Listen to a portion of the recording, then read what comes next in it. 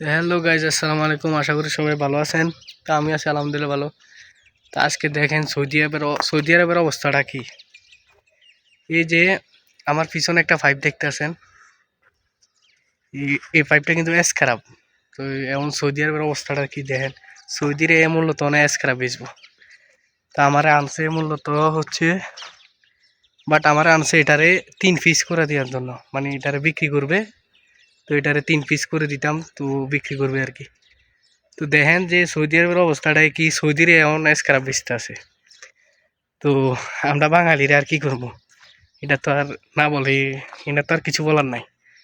যদি এগুলো এগুলো বিক্রি করবে, তো এগুলা কাটা শেষ। আর আছে শুধু পাইপটা, ওই মাটির মধ্যে পাইপটা আছে।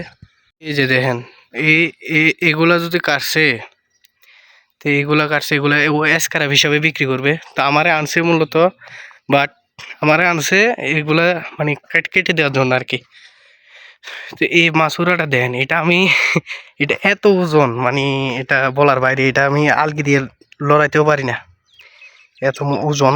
এই মাড়িগুলো আমি সাফ করছিলাম, সাফ করে মানে ভাবছিলাম যে আলগি দিয়ে লড়াবো, বাট এটা যে ওজন, সম্ভব না আলগি দেওয়া। এরপরে এটারে 3 পিস করে দেবো, দেখি যদি পারি তাহলে করবো, আর না পারলে তো নাই। তো এগুলো করছে।